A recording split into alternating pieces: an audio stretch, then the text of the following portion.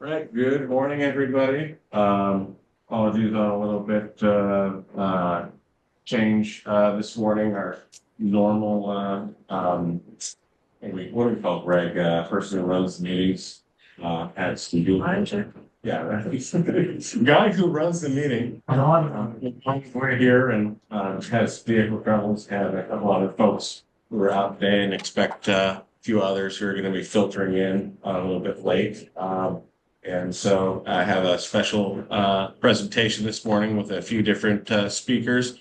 And I believe Odessa is going to be our first speaker here. And so, Lamarr, is there anything that you'd like to share with everybody? No, just to let you know that today we're just going to be speaking about a lot of what you were asking about, housing for human trafficking, as well as people that are trying to transition from where they were to a better place. I have three people here. One's from Higher Ground, Jordan Barrera, and then we have Tina-Chang from Crest. We have Sanchez from Crittenton Services. They'll be speaking as well. So we're starting with Odessa, who goes like Jess. And I didn't have a complete profile for you, so I'll let you do that. And hopefully we can hear you. All right. Good morning, everybody. Morning. Thank you for taking this time to hear, just a little bit of what I have to say. Again, my name is Odessa. I go by Des. I am a high school counselor here in Bakersfield, California. I think one of my biggest accomplishments other than my children is I am a survivor of human trafficking. But I'm not only a survivor of trafficking, I'm also a survivor of domestic violence, sexual assault, molestation, and rape. But I also am a strong advocate. I went back to school and got my education. I have 2 master's degrees and a credential in education. And I just want individuals that experience the same types of things that I experience to have a better chance at life. Because when I was going through everything, there really was no one who cared. There was no one that was equipped, honestly, to understand how to deal with someone that had experienced the different things that I had experienced. And it was honestly a hush hush type of situation because nobody really talked about human trafficking back then. I was trafficked by my mother, which we were in and out of the system. We were in and out of the foster system, and I was in and out of foster homes and group homes. And that's an issue all in itself, because you turn around and you get put in the system, and then all the person has to do is do like family reunification classes, and then you go right back to them. But a class doesn't honestly help someone truly. What should have happened was she probably should have went through classes that helped her with her drug addiction, because that is the reason why she was doing the things she was doing, why she started selling me, and why she ultimately was selling herself. But being in the foster systems and the foster homes and everything, I ran into a lot of homes that did not care. Basically, all it was about was getting the money that they gave them. One particular foster home that I will never forget was the home where the lady told us while the social worker was there that this is going to be the best place for them. We absolutely love our children and all of those types of things. But then soon as the social worker walks out, she told us, you don't touch this. You don't sit on our couch. You're only allowed to sit on the floor. You can't do this. You can't do that. Like, she was really mean. She told us we couldn't eat until she specified eating times and all of those types of things. And so that was one of the worst foster homes I had. I was also in group homes, and the group homes, and I also honestly worked in a group home. And the group home didn't really help, because what the group home did was honestly just house someone because they were taken from somebody. They housed them. And then the day they turned 18, they gave them a cab ride to wherever they had to go. They didn't care or ask, what are you going to do after this? Which did not teach them any type of life skills for when they turn 18 and have to be out in the streets, honestly, because most of the people didn't have anywhere to go. And I saw this firsthand with these young individuals, male and female, that they had nowhere to go. All we did was call them a cab and drop them off somewhere. And now we have this human trafficking that is so very prevalent all over, honestly, all over the state of California. And we do have some housing, but we don't have enough. And even in that housing, all of them are not totally equipped with teaching them what they're going to honestly need to know, which first is changing their mindset and getting them some type of counseling. So I'm assuming what this meeting is to let you guys know kind of what is going on with human trafficking, how it's affecting different individuals. I'm sorry, I have all my students are right there outside the window. What's going on with human trafficking in the state of California and how to be a better help.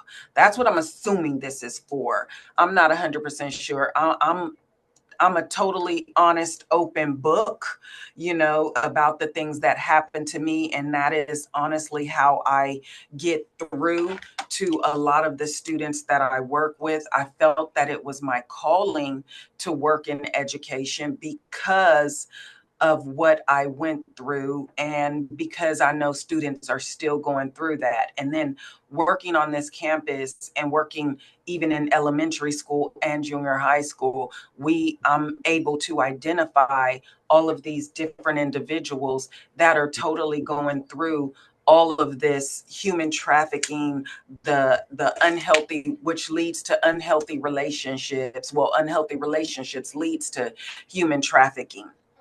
So my overall experiences in the group homes was not good until I had one particular foster home that they were the ones who showed me that people could be kind.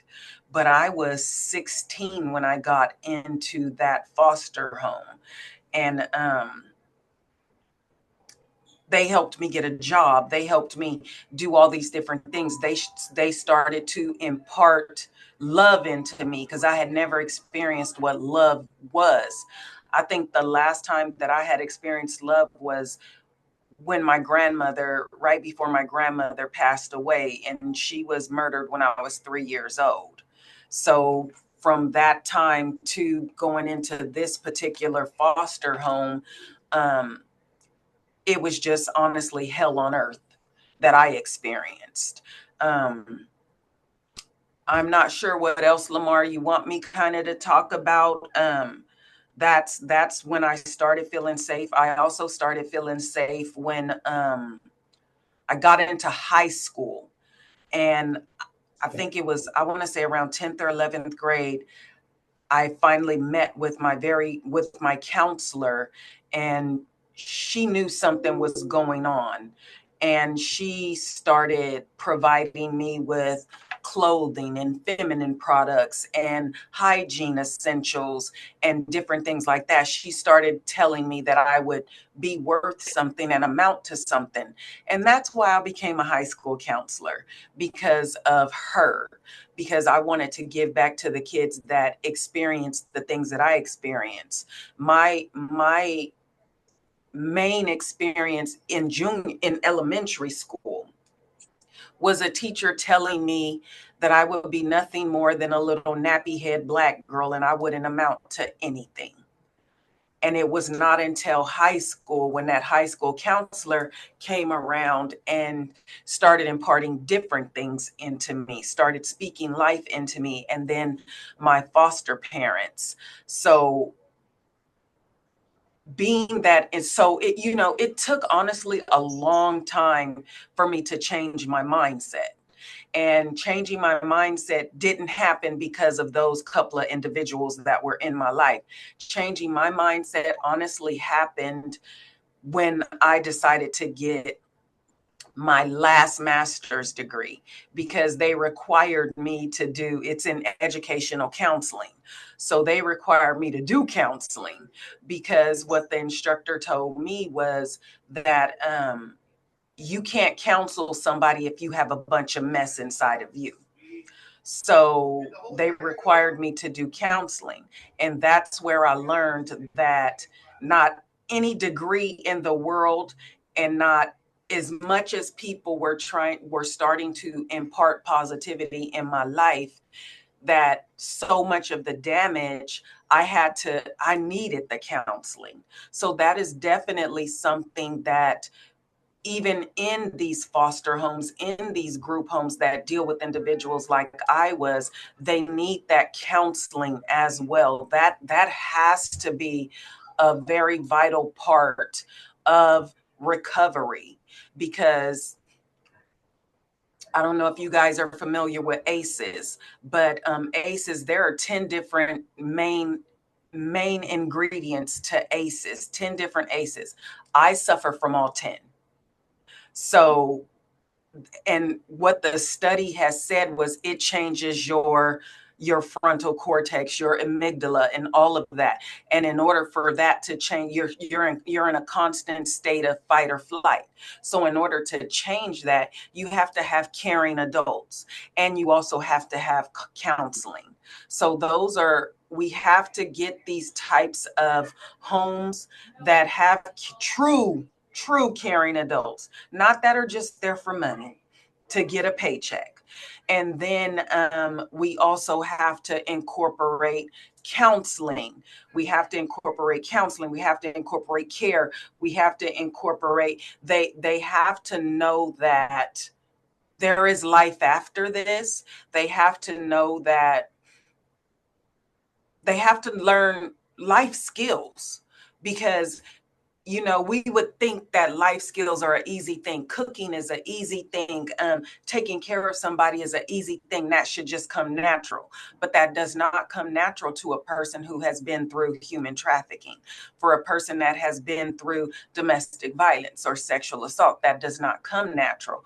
That's those are readily made instincts, but they don't come natural. So those are, you have to honestly, totally retrain a person that has been through that. And that's what I had to go through.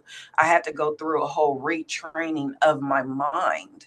So I did those 10 sessions of counseling, but then I also stayed in counseling for another year and a half. And then I also did trauma therapy counseling because of the trauma that I experienced.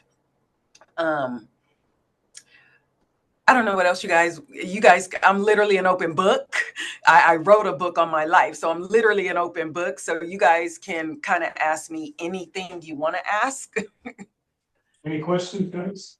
Anything at all?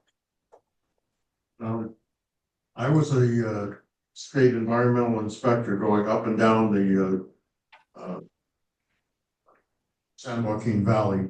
And it's amazing because I never came across any of this, and now you're saying it's very prevalent, so it's just a shock to me. I was landfill inspector and waste tire inspector from 1991 all the way to 2009. And San Joaquin Valley, I had everything from Antelope Valley, Santa Clarita Valley, all the way up to Inyo. And I can't tell you, I went through 2 Jeeps, so I probably put on at least 500,000 miles driving around doing inspections, and I never came across any of this. It's just amazing that you say it's so prevalent. Yeah. So some of the statistics, human trafficking, a person can be trafficked there's a person trafficked every 30 seconds. If you have a runaway, so within 48 to 72 hours, a runaway will come in contact with a potential trafficker. Those are just those are statistics. They're I don't know if you guys know how much trafficking makes. It's over $245 billion a year because you can sell a person over and over again. When I was trafficked, yes, it started with my mom, but as it went on, the drug dealers started trafficking me, and the gangbangers started trafficking me, and they basically pimp you out to any and everybody to make money for them. So you have someone, not to be so blunt, but you have someone climbing on top of you all different times of the day to make them money. And that is what's honestly going on right here and right now. I live in Bakersfield, California. I do sting operations with the Bakersfield Police Department and Homeland Security. We do them every couple months. And we go out onto Union Avenue here in Bakersfield, which is our blade. In LA, it's Figueroa. So we go out and they go onto the blade. They pose as, buyers, and they meet up with these girls, and then they arrest them and they bring me in to talk to them. These girls are coming from all over the place. They're learning how to walk the blade off of TikTok. It shows you how to do it, tells you how to do it. And not only are they learning that, they're learning how to walk it. They're learning how to do the conversation with individuals. They're learning what to ask. And then they bring me in after they do the arrests. And I have to talk to them, these individuals, and find out if they're being trafficked, who is their pimp, why did they start this type of stuff, and where are they from? And right now, what's happening is a lot of the women here in Bakersfield are coming from Fresno, from LA, from Hanford, from just all over the place. They're saying because Bakersfield makes a lot of money. The last sting operation we just did was about 3 weeks ago. And there was a young lady, 19 years old, who was out there, and she said she had been doing it for years because there was no other way she could make money. And she says that someone was coming to pick her up. Well, they followed her around for hours because no one ever came to pick her up. After they did the arrest and let her go, no one ever came to pick her up. She had nowhere to go because we don't have the resources here to house and hold everything that we're seeing. So it's crazy. It really is. It's really crazy what's going on. Trafficking was a misdemeanor up until about 2-3 years ago. I had a big part of that. I just, thank God. I helped a senator here in Bakersfield, Senator Shannon Grove. We initiated SB 14 that went after the traffickers, and that bill passed and went into effect. And then we initiated SB 1414, which went into effect this past January 1st. And that went after the buyers of human trafficking.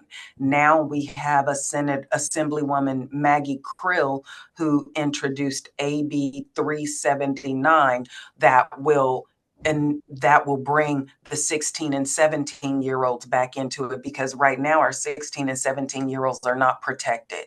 So those are the biggest problems that we have right now, because when we initiated the other two bills and they passed, the Senate floor members took 16 and 17-year-olds out of the equation, and indigenous. They took them out of it. So that's who we're trying to get added back in with this new bill that's being placed on the floor right now. First of all, I want to say well done for your hard work. Well done.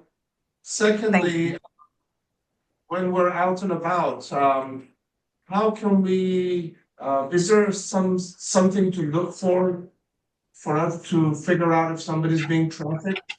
We can call the authorities. And do we call, if we do see something like that, do we call the police department, or is there a certain other organization or law enforcement that we should be contacting?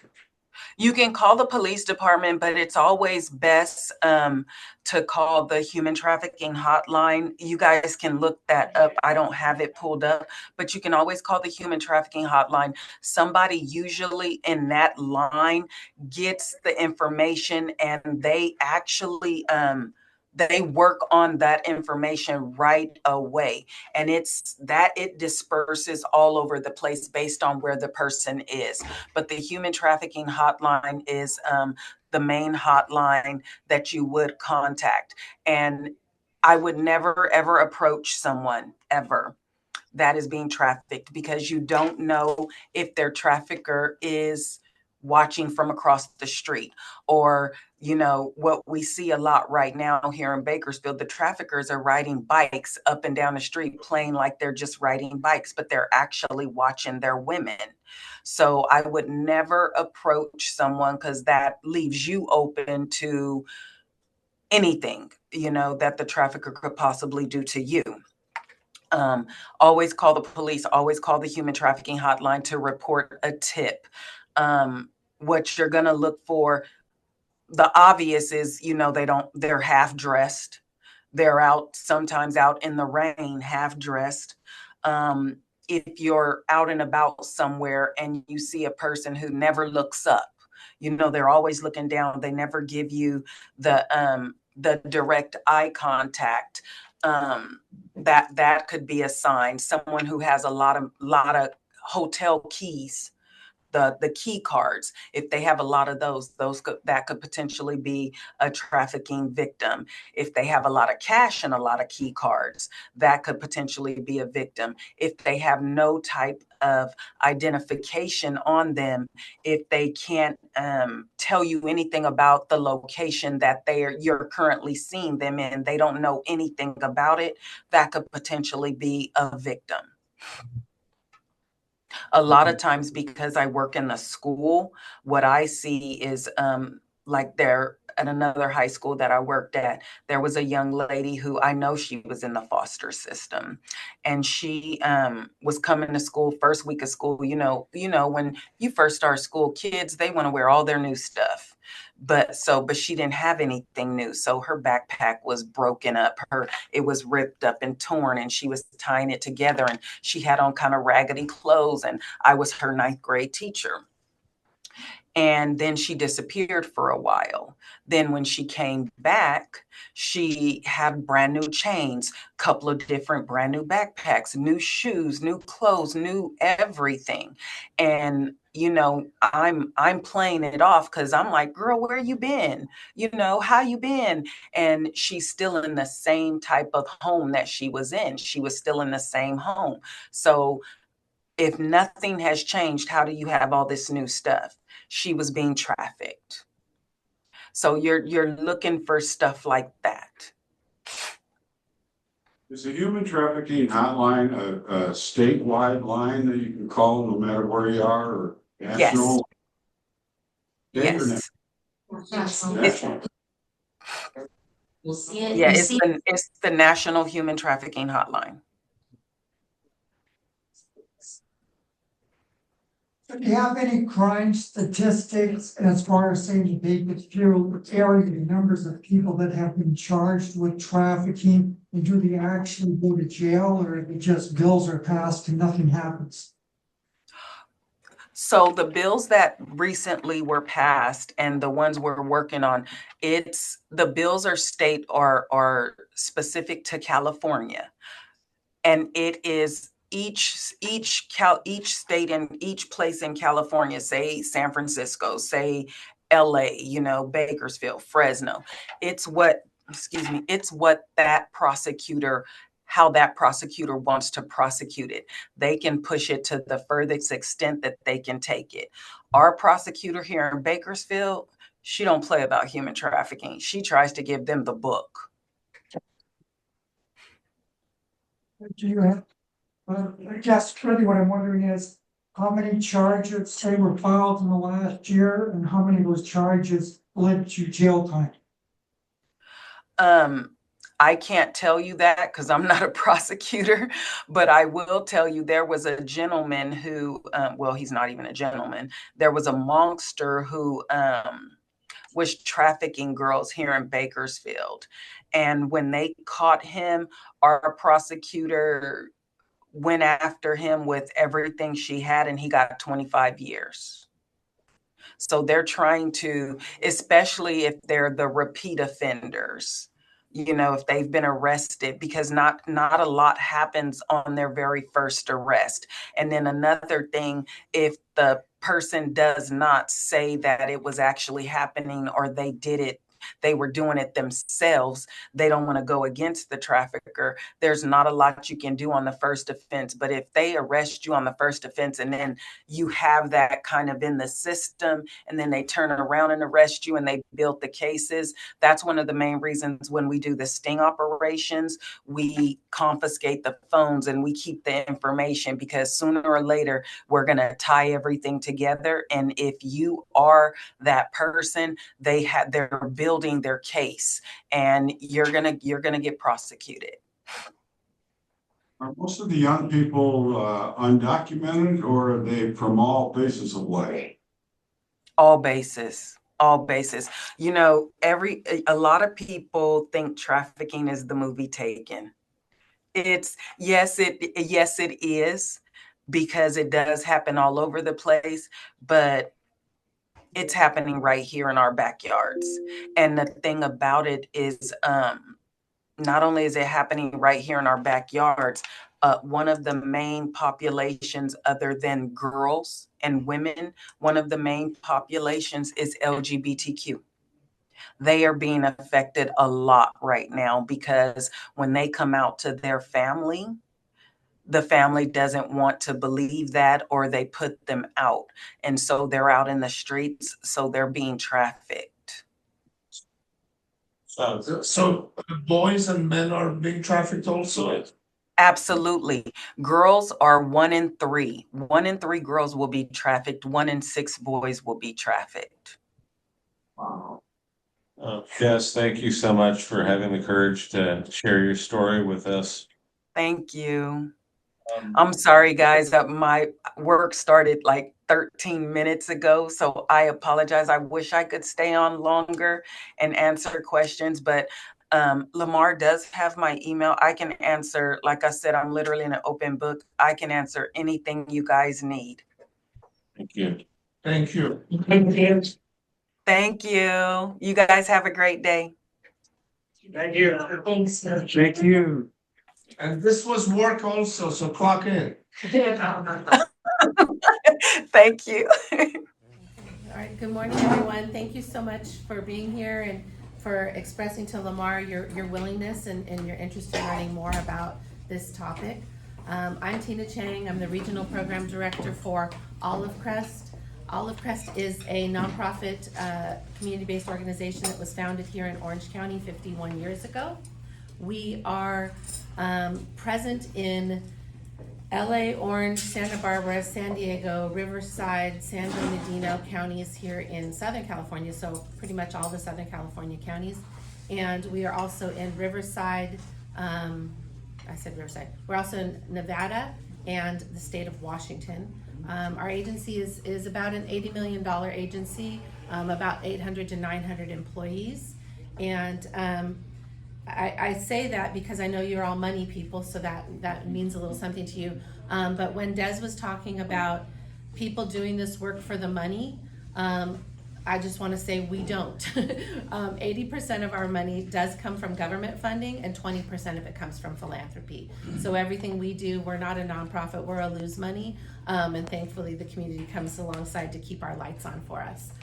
Because this work, if you're doing it well, if you're doing it the way that Des expressed that it needs to be done, there's almost never enough resource to make this happen.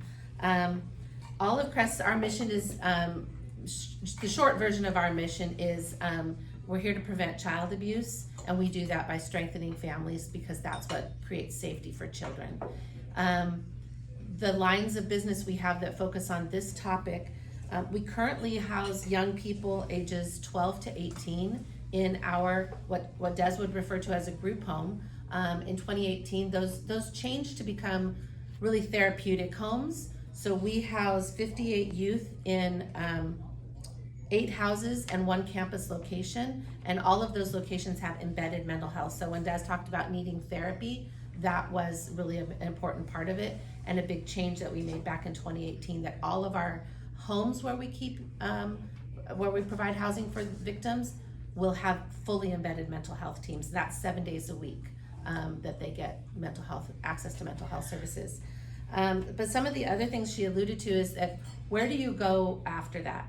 And that's really the challenge, where I think it's going to resonate with a lot of you, that if your family was the source of the pain and suffering in your life, you can't go back to them. They haven't had a chance to heal. I was talking to a survivor last week, and I was talking about our approach. First and foremost, we try and strengthen families. We don't want children to be removed from their families if that doesn't have to happen. And she said, no one ever tried to heal her mom. And if her mom had been healed, she wouldn't have been trafficked. If she hadn't been trafficked, she wouldn't have lost 3 children to social services care. Now she's 2 years out of her exploitive experience, and she's been able to reunify with one of her children. But that long journey happened, this is now the 3rd generation for that family. We also have housing programs for 16 to 18-year-olds. So those are 16 to 18-year-olds who have been either in the foster system or in group homes, and now are ready for some level of independence. Can you imagine, if any of you have a 16 or 18-year-old, them living alone in an apartment? That happens here. And I do want to clarify, every single child I'm referring to is a United States citizen. These are not, and I know Crittenton's population is a little bit different. They do serve the undocumented population more, but all of Crest serves our children. Children who in the foster care system have been taught that they don't matter, they're not loved, they're gonna turn out just like their worthless mom and their worthless dad, and there's no hope for them.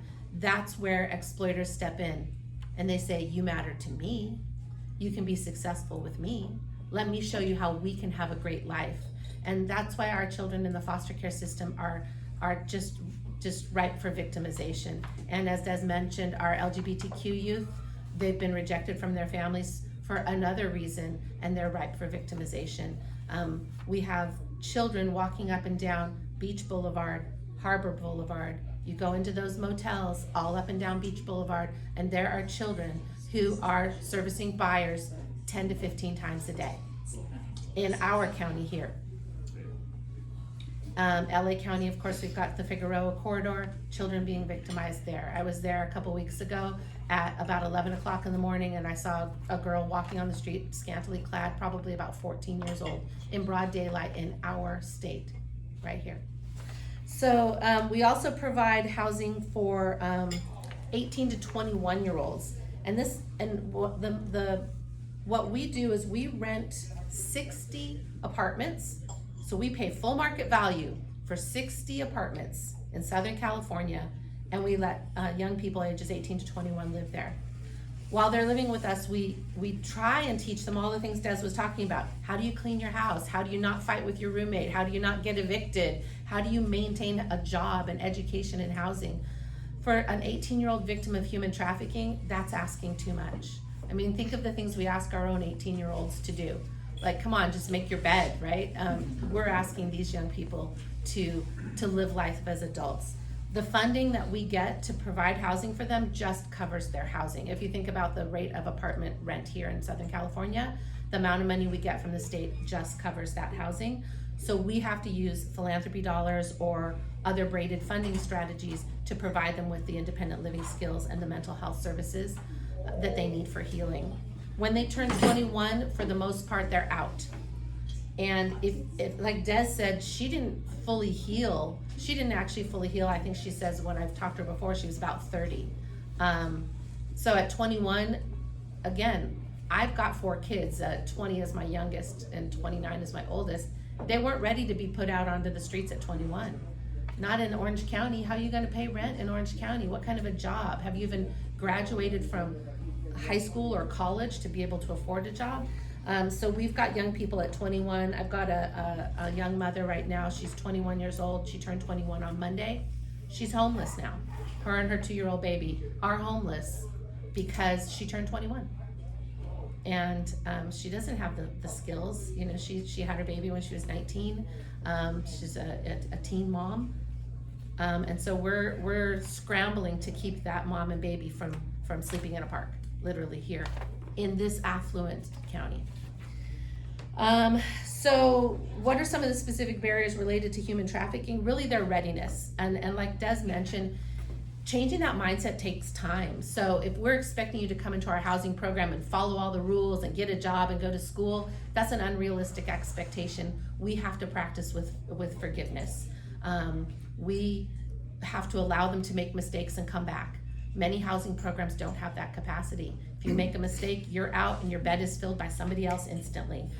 We are in a space where we try and say, you made a mistake, but don't worry, your house is still here. Come home when you're ready. That's a bed we're not getting paid for, but we're having to hold open for that young person with the hope that they are ready to come back to us. They have things related to, they don't have an ID, they don't have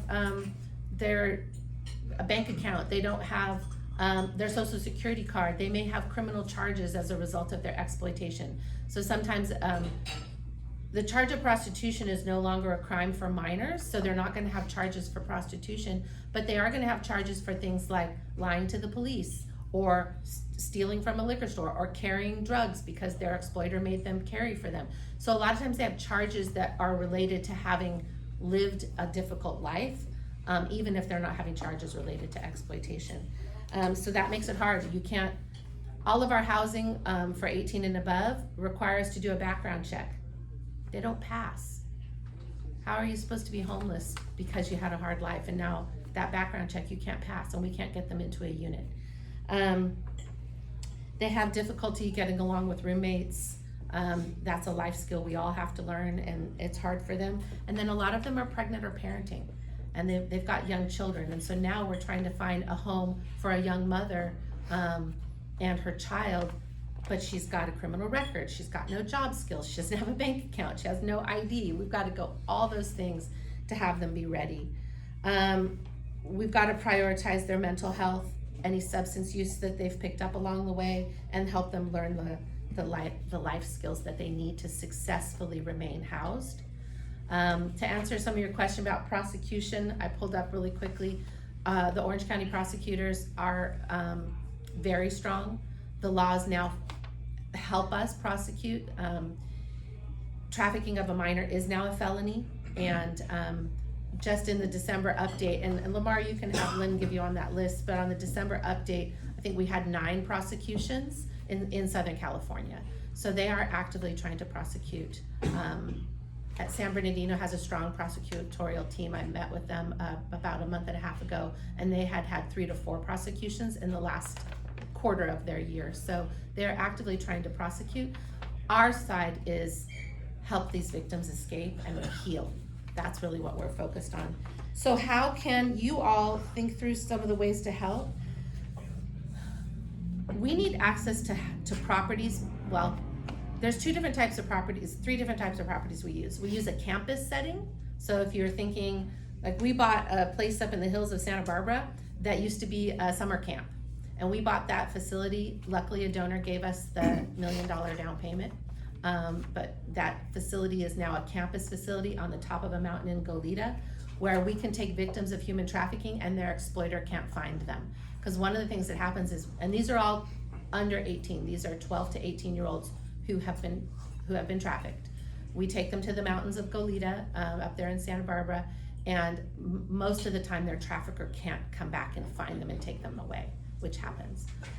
We also have facilities here in Santa Ana, in the really lovely hills area where you wouldn't think. And the exploiters come to the house and pick up the girls that live with us and take them back. We have single sites where we have maybe a cluster of apartments with one staff also living in the same apartments, so that they can watch over and provide support to any of the victims living by there. And then we have what we call scattered sites, where it's just renting an apartment in a normal apartment complex where they have to blend in with everybody else. And that's hard to blend in when you feel so different. So those are sort of the three strategies. We really need more locations that are campus or single site locations. Our young people don't do well in scattered site. They can't blend in with the community. They're not ready to navigate landlord relationships, roommate relationships, paying your bills on time. That's a work in progress for them between say 16 and 21 that we're actively working on. Yes. Are you tied at all with the foster program?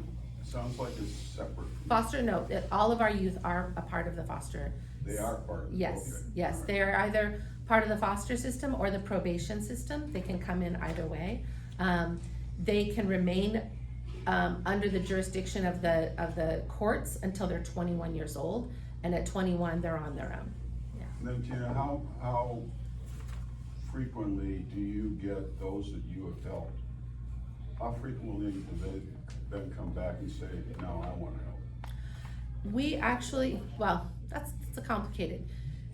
Sometimes the best sign of healing is that you don't want to be a part of this anymore. You don't, like, I don't want this to be my identity anymore. I want to work at a bank and not talk about trafficking anymore.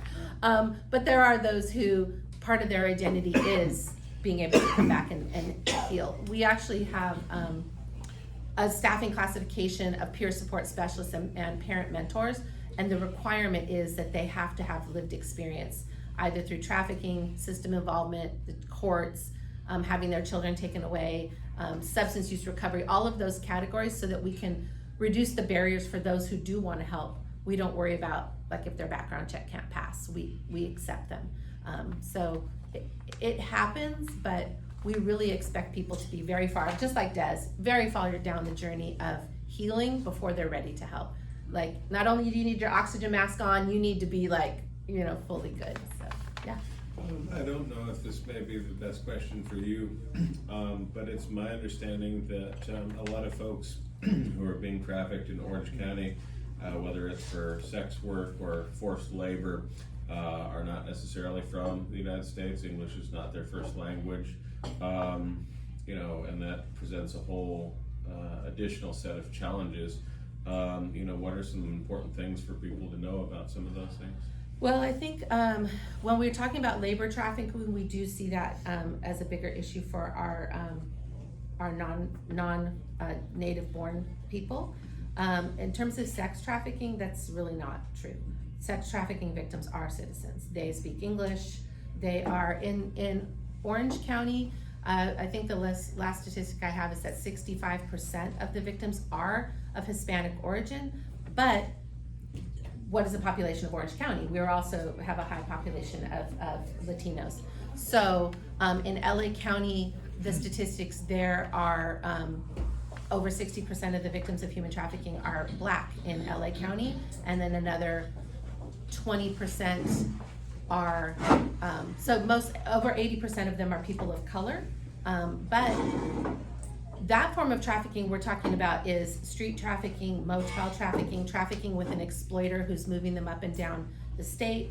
A lot of our white victims are being trafficked through the internet, through hotels, through pornography. So a lot of the child pornography, and that's one way they trap the kids in. They'll start talking to them through Instagram, and they'll be like, oh, we're friends, we're cool. Oh, I'm your boyfriend. Hey, send me a nude picture. Oh, now I've got your nude picture and I can blackmail you to make you do things for me so that I don't expose the things that you've sent to me. So they start, it's called sextortion. They start with what seems like innocent sex pictures back and forth between supposedly two young people, but it's really not a young person, it's an exploiter who then takes that material, sells it. So that's one of the definitions of exploitation, is that someone's financially profiting off of you. And those are the things that Homeland Security is very involved in, helping track down those cyber crimes that impact, and again, a little bit more proportion of the white youth are impacted by some of those crimes, but they're American kids. Labor trafficking is a little bit different. We definitely see that impacting more of the foreign nationals, but sex trafficking is an American crime. We have, I don't know if y'all can look up that story about the amount of trafficking that happened when the Super Bowl was in Las Vegas. It was huge. We're now preparing for, is it the World Cup and the Olympics to be in LA. We're already planning now for the amount of exploitation of women and children that are going to happen as a result of those two sporting events in our state. We have a drop-in center in San Diego for exploited youth. I met with the Padres to talk to them about the inadvertent impact of having Petco Park right there in San Diego and the exploitation that happens when people think, I'm just going to a baseball game, I'm gonna have a great time, I'm gonna have fun, nobody in my hometown knows, and I'm gonna buy sex from somebody. And it may or may not be an adult, maybe you don't know. So how we can help properties, people that are willing to rent to us, people that are willing to give us some forgiveness. People are willing to understand that we as a nonprofit, we take the liability for what we're doing. If I'm placing someone in a unit, I'm gonna make sure that the unit is maintained, the rent is paid, and all of those things. But we need someone who will partner with us. We would love campus sites. We would love single sites where we could have a live-on-site person. And anybody who's just willing to come alongside us, either through lowering the cost for us or lowering the barriers. A lot of those background checks and tenancy laws, we don't consider our residents tenants, because then they have tenancy protection. So we're the tenants and they are our program participants. So we have to navigate a lot of those things.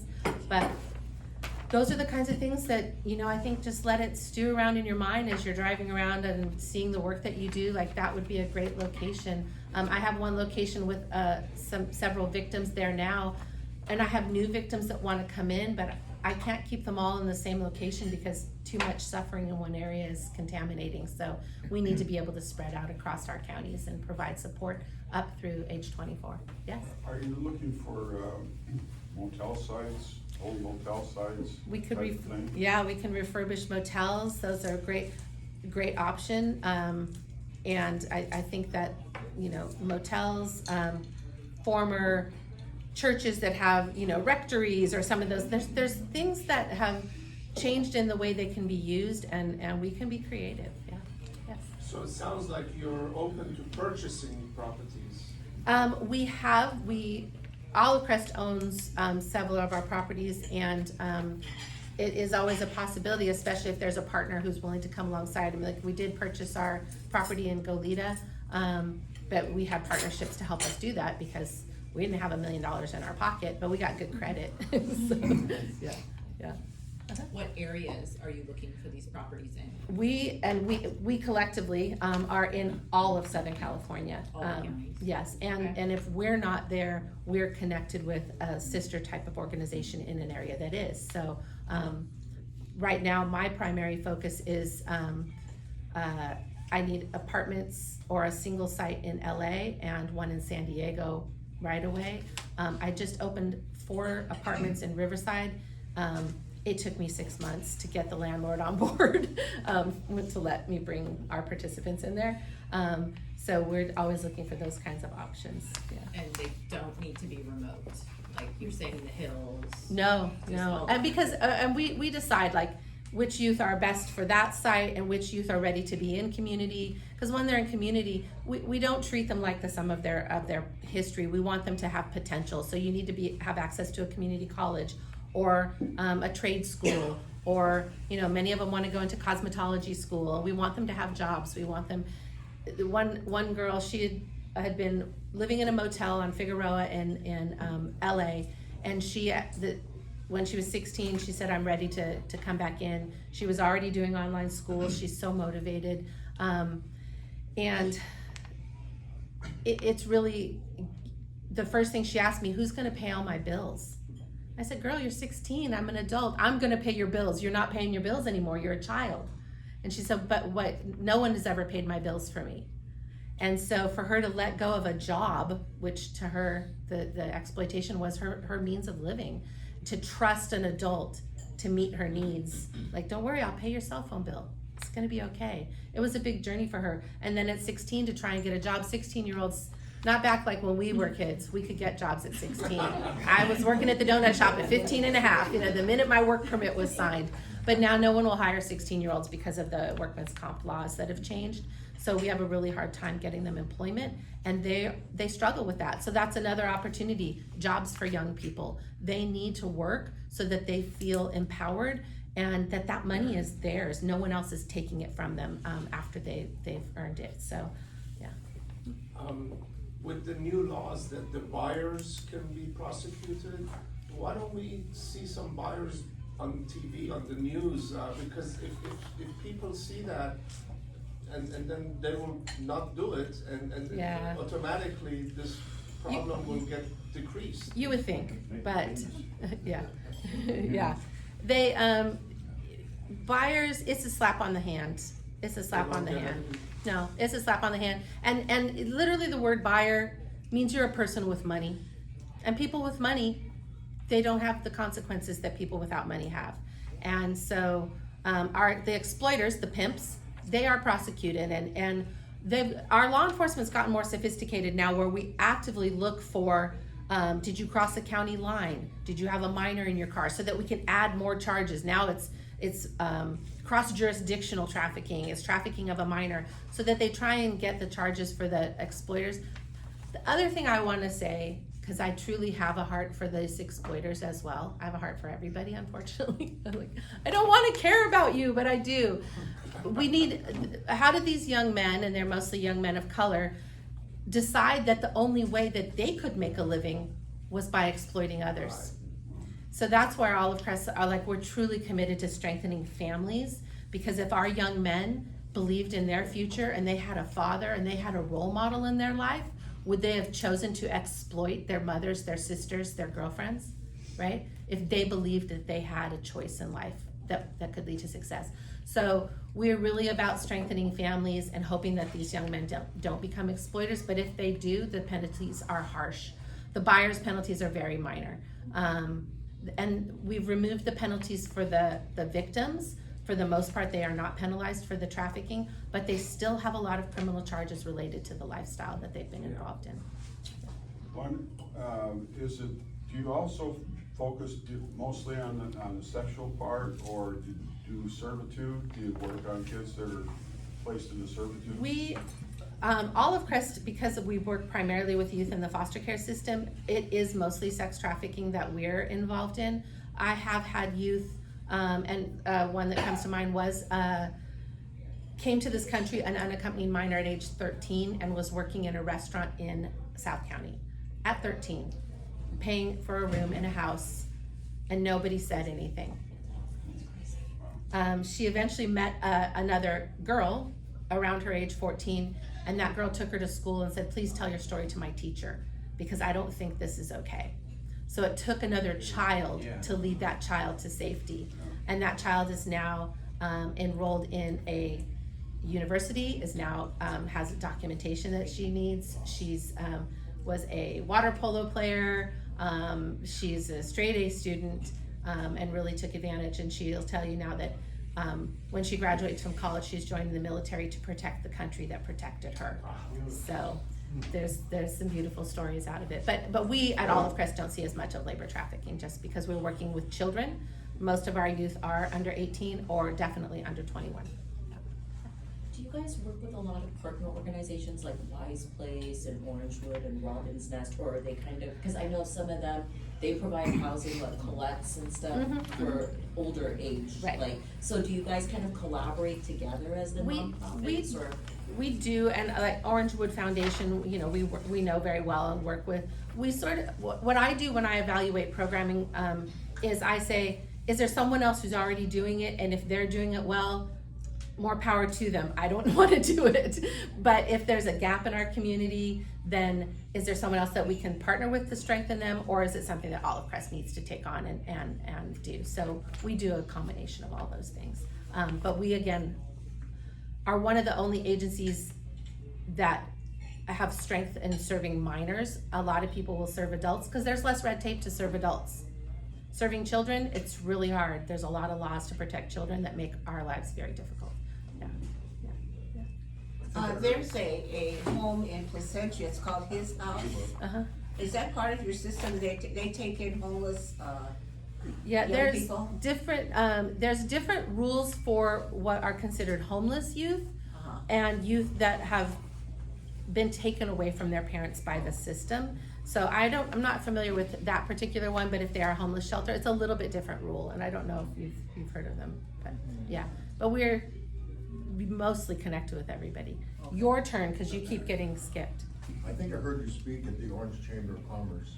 Maybe. Yeah. Yeah. And I am a Rotarian. And yes. you should probably contact the district office and see if one of the Rotary groups will take up your cause and raise money for you. Yeah, actually the Yorba Linda Rotary is. Okay? Yes. Because my Rotary Club, Orange Plaza Rotary Club, the one that's putting on a big car show April 13th. Oh. We support the El Medina Family Resource Center. Oh, yes. So that's one of our big Great. drives. And I happen to be a property manager, so if you give me your card, I'll keep my eyes open for you. I love that, great. And we, Olive Crest is in Corbin Family Resource Center, Westminster, and Oakview. So we partner with the Family Resource Centers too to provide counseling to the people in those areas. So I love that you're supporting El Medina. That's great. Other questions? Okay. I will leave my, obviously Lamarr has my contact information, and anybody wants my business card, I have that. But I want to give our other friends a chance to talk.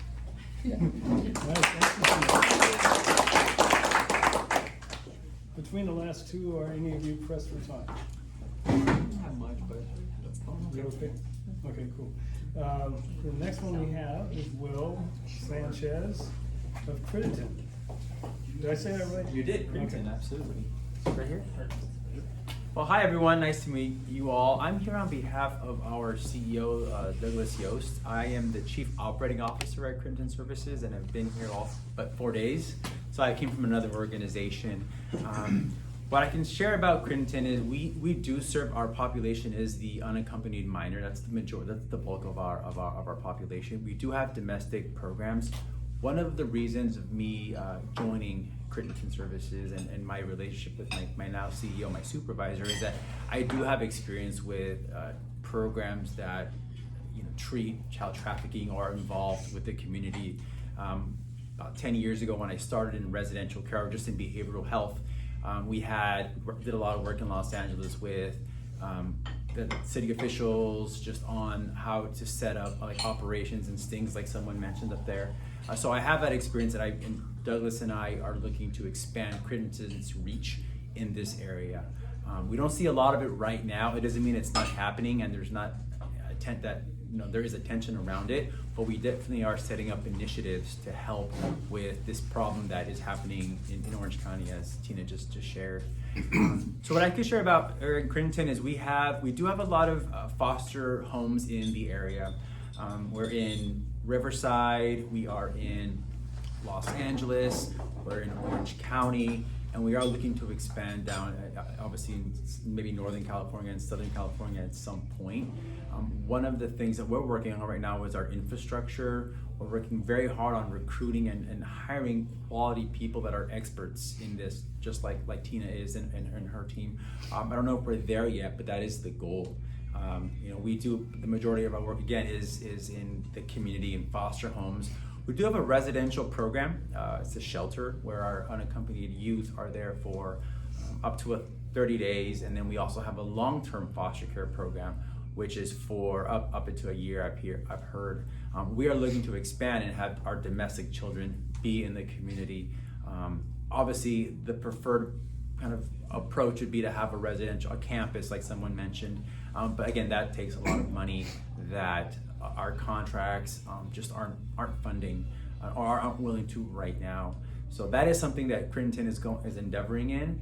And again, I look to hopefully join again and with our CEO continue that work. Yes. Do you deal with the local governments, the different city groups, the departments like economic development and planning and that to get an idea? I'm sure we do. I don't know exactly right now. Again, I just kind of got to Crittenton, so I know that's Douglas is very involved in that.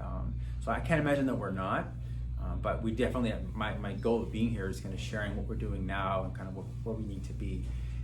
So yeah, to answer your question. you know, that'd be a good thing for you to focus on, certainly cities that you're gonna wanna get into. Yeah, absolutely. Get the government on your side, if you will, and Right. they can be a big help to you. Absolutely. So one of the things we are looking at also, we've talked about, is just starting maybe a school. I'm pretty versed in I have a background in education as well.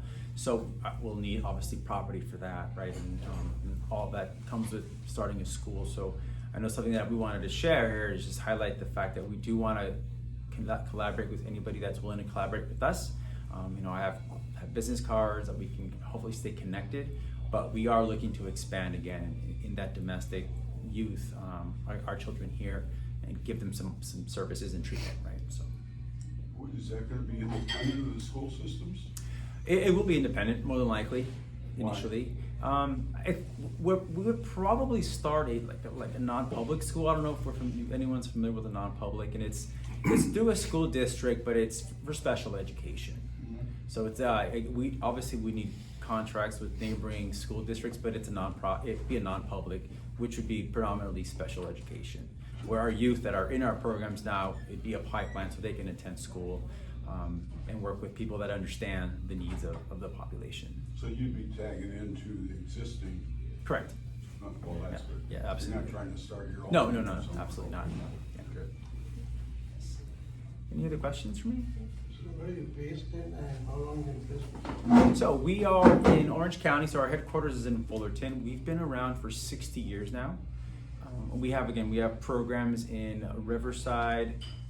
That's where we have foster homes out there. We have foster homes in Fullerton, predominantly in Fullerton. We have a community outpatient, so we are all, as well as the undocumented, unaccompanied children population. We also have community mental health in all those cities. So we have therapists who see youth and adults in the LA area, in Riverside, and then up here in Orange County. As a matter of fact, as I kind of assimilate into my role, I visited some of the sites, and one of our offices is in Pomona.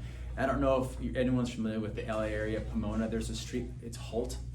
And it's I think I was out there maybe 9:30 in the morning, and on the corner of Holt and Reservoir, there is maybe 8 or 9, I'm assuming youth, or at least maybe not even maybe barely legal adults, 19, 20-year-olds, that were standing on the corner. It was shocking, it was disappointing, because it's I think I live 15 minutes away, maybe 20 minutes away from that. So it's in our backyard, it's a reality. And again, as I kind of learn Orange County, as I'm hearing, it's happening here as well. So I know our staff, our workforce down in the LA area is working obviously with law enforcement when they see stuff like that. So yeah. So if nobody's helping you, mean to say the cops are not helping? Well, we call absolutely. And again, in Crittenton, not clear exactly that process. I know where I came from in Los Angeles. Absolutely, there we would call law enforcement. We would connect with local organizations to help minimize some of this, or at least make a small impact. Yeah, that street I know very well. Our friend on the We need side. to move on. Thank you. Sorry. No problem. Thank you, everybody. Appreciate it. Okay, next we have Jordan Barrera with Higher Ground. Hi everybody, so I am Jordan Barrera. I am so happy to be here today to get to speak about this. I'm going to share a little bit about Higher Ground, but also a little bit about my background. I am the Director of Communications and Development for Higher Ground, but I also have sat on a board for an organization called Gems Uncovered that does human trafficking intervention in Long Beach. And I currently sit on the board for a human trafficking long-term planning nonprofit called Survivor Mentality Foundation. My cousin was a victim of human trafficking. She's only 6 months younger than I am, and she is the one who actually founded and started Survivor Mentality Foundation. And I want to emphasize what they both said, that providing housing without the other side of things doesn't solve the problem. An example of that I've heard is it works the same way with if you're trying to help someone who's homeless. If you put them, and I've heard this from social workers, if you take someone who's been living on the streets for 15 years and you put them in an apartment, they will recreate what they had on the streets in that apartment because you haven't helped solve the underlying issues. And so it is super important when we provide housing that you're actually providing the life skills and the support systems that are setting these people up for success. Higher Ground is a nonprofit located in Anaheim and Fullerton, but we do serve all of Orange County. And we serve 3 main pillars. The first one is we have a youth mentorship program. Similar to all of Crest, we believe in creating strong families. We are very intentional about full wraparound care for our families, including basic needs serving, so food pantries and case management, but then really addressing the underlying issues that are causing these families to struggle, so that we're setting those families up for success, so we're building strong families so that ultimately they can succeed. In addition, we have a youth mentorship program where we serve across our campuses throughout the year, somewhere around 1,000 kids with strong mentors. We partner with universities like Cal State Fullerton, Chapman, UCI, Cal State Long Beach to bring in mentors to be positive influences in these kids' lives, because as they mentioned, if you don't have a mom or dad at home that's encouraging you, or you're coming from a home of abuse or neglect, you're more likely to be vulnerable to some of the outside influences that are gonna make you feel valued. So how great to provide these positive mentors throughout our campuses that are gonna help you with homework, that are gonna assist you and support you. And that's what we do at all of our campuses, as well as providing completely free mental health services. As far as human trafficking goes, we are huge believers in prevention. We know the best form of prevention is building awareness. So we go into junior highs and high schools and we teach our human trafficking prevention program. Through this program, we have college-age mentors who are really addressing that peer-to-peer mentorship and are providing youth that these kids will listen to. And they go in and they talk about social media safety, what you shouldn't be posting and why. Understanding how some of these apps, why they're not safe. There's one right now that's called Be Real. It's the worst idea ever. It is a phone app where you be real. And so the idea is it tells you it's time to be real, and it automatically takes a picture on the front of you and the back of exactly where you're at. Think of how horrible that is for youth. All of a sudden, but they're being real, and if they don't do it, their peers will give them a hard time about them not being real and, oh, you're fake, right? But realistically, they just showed everyone where they're at and what they're doing, right? So that's a terrible idea. But to kids, they don't think that way. They don't think if they take a selfie with their friends in front of their school, why is that bad? Being famous on social media is a big deal right now, right? So they want those public profiles, but what happens? They end up sharing all of their personal information. So as she mentioned, all a perpetrator has to do is, follow somebody and watch what they're posting. And all of a sudden they're like, oh my gosh, I saw you went to Disneyland. I love Disneyland. Oh my gosh, that ride's amazing, right? And they start building that rapport. And over time, if they're doing that with 50 kids, all they need is a few of them to stick. I know you were asking about statistics. 2023 Orange County Human Trafficking Task Force, there were 420 victims in Orange County alone that were identified as human trafficking victims, and of those, 153 were minors. And those were just the ones that got caught, right? How many more are out there? That's heartbreaking. And so we really have to get in there and help our kids to understand the tactics that human trafficking users, actually use to victimize these kids. If they understand what I just explained to you, then they're gonna be more wary because they're gonna recognize those signs. If a guy shows up and says, I'm gonna buy you everything, I'm gonna do everything for you, and then says, oh, well, you kind of owe me now. Well, if they've been taught to recognize some of those signs, the red flag's gonna go up, right? And then additionally, if we start teaching them what healthy relationships looks like, if they at home have only ever seen an unhealthy relationship, or maybe they've never seen one at all, maybe they grew up with a single parent, they may think someone asking them to give their phone to them all the time so they can check what they're doing, share your location, all of these things, setting them up again for failure. Right now, we're actually expanding our human trafficking prevention program to go into youth exploitation as a whole for several reasons. One, because we want to include things like grooming. We want to include concepts like how they use drug addiction and alcohol to manipulate these kids into being victims.